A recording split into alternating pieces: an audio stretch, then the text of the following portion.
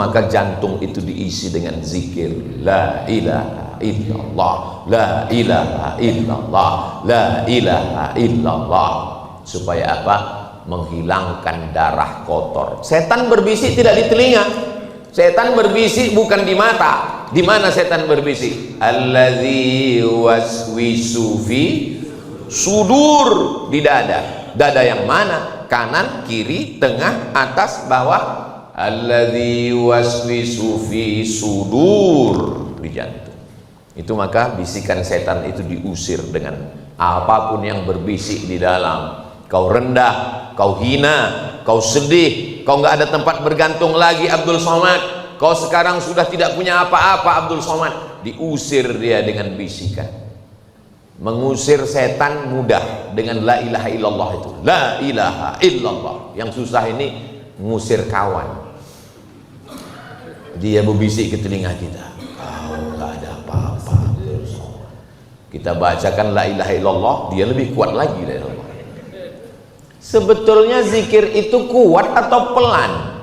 Ini ayatnya mengatakan zikir itu pelan. Wadhkur rabbaka fi nafsika, sebutlah Tuhanmu dalam dirimu.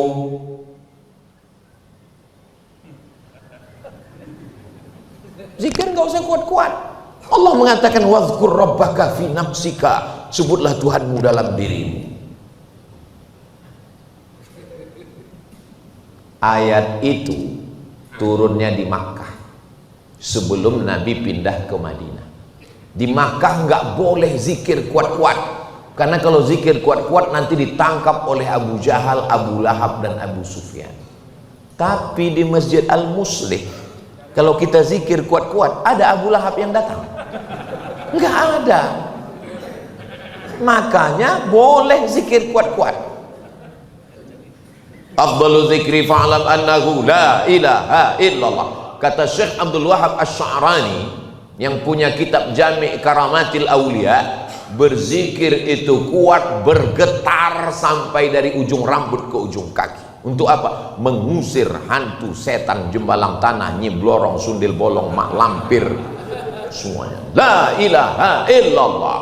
Itu maka Kiai Habib ulama tuan guru dulu kalau mau mengusir, membersihkan laut, membersihkan hutan, ada tradisi di bumi Melayu tempat kami, orang kalau mau buka hutan itu tanah digali, dipotongkan kepala kerbau, kambing sesuai dengan level setannya.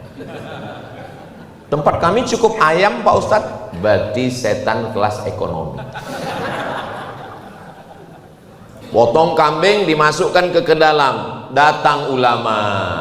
Ulama kita nggak keras, ulama kita dulu nggak langsung ini bid'ah haram. Kalau begitu dia kita nggak Islam sekarang, dipancung orang kepalanya. Cara ulama dulu ketika datang lembut. Apa kata dia? Apa yang kalian lakukan? Kami memberikan makan hantu setan jembalang tanah supaya jangan ganggu tanah kami. Apa yang kalian tanam? Kepala kambing. Darahnya saja masukkan ke dalam, karena dalam Islam haram makan darah, nggak boleh. Terus kepalanya gimana tuan? Kepalanya bawa pulang, tidak disop Pak, digulai. Orang Melayu kepala itu kalau disop dia amis, kepala itu digulai pakai santan, pakai bumbu. Setelah dimasak, masyarakat takut makan karena ini jatah setan. Akhirnya diberikan kepada tuan guru. Itulah maka di mana saja saya undangan itu pasti dikasih kepala kambing. Nggak tahu di Masjid Al-Muslih ini nanti apakah kepala ayam atau kepala kambing. Itu karena nggak ada setan.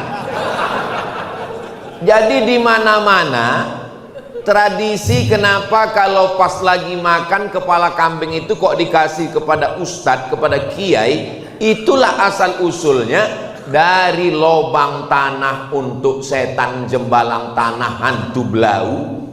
Islam mengajarkan ini mesti dimasak. Masyarakat takut makan, dia makan. Setelah dimakan ustadz, ustadznya berkunang-kunang.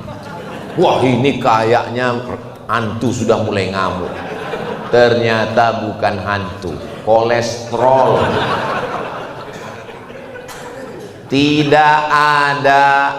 Ustadz Somad, silakan makan ya. Ini kambing tidak mengandung kolesterol.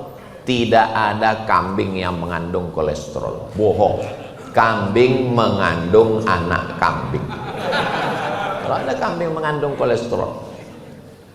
Saya duduk, ada kepala kambing, ada kepiting, ada cumi, ada sotong, seafood, lengkap, daging, semua ada.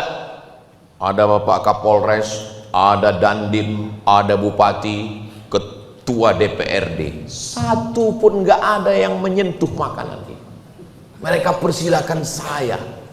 Andai di situ ada racun, saya yang mati duluan.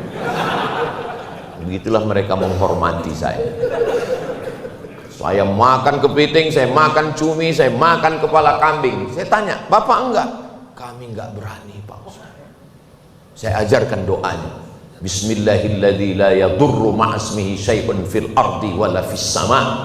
Ku sebut nama Allah, tidak ada satupun yang bisa memudaratkan baik di bumi maupun di langit. Bismillah, saya bilang, makan. Saya enggak pernah sakit makan ini, saya bilang. Terus kalau kami sakit, Pak Ustaz, saya enggak tanggung jawab.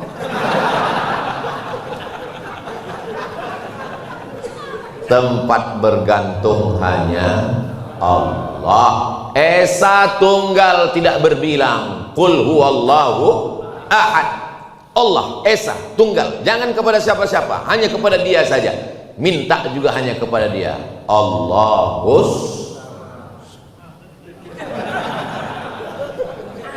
Samad artinya Allah tempat bergantung.